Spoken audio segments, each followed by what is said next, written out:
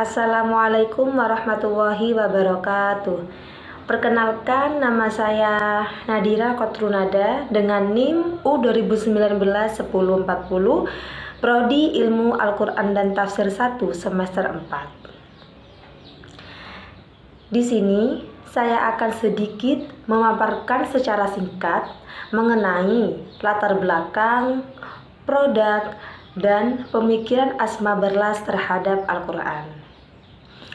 Video ini diajukan untuk memenuhi tugas ujian akhir semester 4 mata kuliah Pemikiran Tafsir Modern dan Kontemporer yang diampu oleh Ibu Mufidah Ulfa, Magister Teologi Islam. Sebelum saya memaparkan secara singkat terhadap pemikiran Asma Berlas, yakni metodologi dan pengaplikasian pemikiran beliau terhadap Al-Quran, alangkah baiknya saya sedikit memaparkan biografi Asma Berlas. Langsung saja, Asma Berlas ialah seorang penulis akademis di Pakistan. Beliau lahir pada tahun 1950. Beliau seorang perempuan yang berpengetahuan luas dan berpikir secara kritis. Oleh sebab itu, jabatan akademisnya dan karya-karyanya tersebar di mana-mana.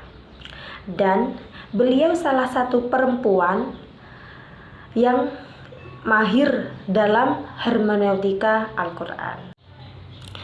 Setelah mengetahui biografi Asma Berlas, maka saya sedikit menarik kesimpulan bahwasannya beliau adalah tokoh wanita muslim yang mengusung teori hermeneutika Al-Quran feminisme. Oleh sebab itu, karya-karyanya dan pemikiran serta pengaplikasian dan juga metode beliau terhadap Al-Quran tidak jauh dari hermeneutika Al-Quran feminisme. Berikut ialah konstruksi metodologi Asma Berlas terhadap pemikiran Al-Quran ialah menggunakan metode hermeneutika feminisme. Metode ini didasarkan pada prinsip kesetaraan dan keadilan gender. Kesetaraan yang dimaksud adalah kesetaraan antara relasi perempuan dan laki-laki. Cara kerja metode ini adalah dengan menggunakan langkah-langkah metodologis atau prinsip-prinsip hermeneutika modern. Metode ini adalah salah satu cara untuk menafsirkan Al-Quran yang merupakan alternatif, yakni merupakan sebuah cara alternatif untuk penafsiran Al-Quran, terutama untuk menafsirkan ayat-ayat gender. Produk yang dihasilkan atau karya-karya yang dihasilkan oleh Asma Berlas antara lain hak-hak dalam keluarga menurut Asma Berlas, lalu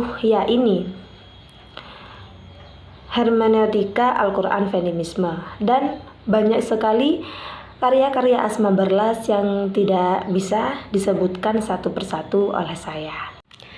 Lanjut kepada pengaplikasian pemikiran Asma Berlas terhadap Al-Quran. Kinerja hermeneutika yang diusung Asma Berlas memiliki 3 prinsip. Yang pertama ialah linguistik atau yang bisa disebut dengan ilmu bahasa. Yang kedua ialah kriteria konsistensi, dan yang ketiga ialah kriteria etis. Yang pertama ialah konsep linguistik. Prinsip linguistik ialah konsep untuk mendapatkan sebuah konsep atau sebuah makna atau sebuah tema dengan melihat dan merujuk kepada semua rujukan klasik dengan budaya yang dipergunakan. Sedangkan yang kedua ialah kriteria konsistensi, yakni prinsip untuk melihat berbagai penggunaan kata-kata dalam Al-Quran secara filosofi konsisten. Yang terakhir ialah kriteria etis, yakni prinsip yang digunakan sebagai acuan utama dalam melakukan kritik evaluasi dan sekaligus langkah dalam membaca Al-Quran. Hanya itu yang bisa saya paparkan. Mohon maaf apabila banyak kekurangan atau kesalahan dalam menyampaikan materi. Semoga sedikit bermanfaat. Wallahu muwaffiq ila aqwamit thoriq. Wassalamualaikum warahmatullahi wabarakatuh. Salah satu cara untuk menafsirkan Al-Quran yang merupakan alternatif, yakni merupakan sebuah cara alternatif untuk penafsiran Al-Quran, terutama untuk menafsirkan ayat-ayat gender. Produk yang dihasilkan atau karya-karya yang dihasilkan oleh Asma Barlas antara lain hak-hak dalam keluarga menurut Asma Barlas, lalu hermeneutika Al-Quran feminisme, dan banyak sekali karya-karya Asma Barlas yang tidak bisa disebutkan satu persatu oleh saya.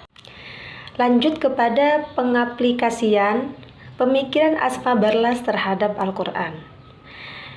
Kinerja hermeneutika yang diusung Asma Barlas memiliki 3 prinsip. Yang pertama ialah linguistik atau yang bisa disebut dengan ilmu bahasa. Yang kedua ialah kriteria konsistensi, dan yang ketiga ialah kriteria etis. Yang pertama ialah konsep linguistik. Prinsip linguistik ialah konsep untuk mendapatkan sebuah konsep atau sebuah makna atau sebuah tema dengan melihat dan merujuk kepada semua rujukan klasik dengan budaya yang dipergunakan. Sedangkan yang kedua ialah kriteria konsistensi, yakni prinsip untuk melihat berbagai penggunaan kata-kata dalam Al-Quran secara filosofi konsisten. Yang terakhir ialah kriteria etis, yakni prinsip yang digunakan sebagai acuan utama dalam melakukan kritik evaluasi dan sekaligus langkah dalam membaca Al-Quran. Hanya itu yang bisa saya paparkan. Mohon maaf apabila banyak kekurangan atau kesalahan dalam menyampaikan materi. Semoga sedikit bermanfaat. Wallahu muwaffiq ila aqwamit thoriq. Wassalamualaikum warahmatullahi wabarakatuh.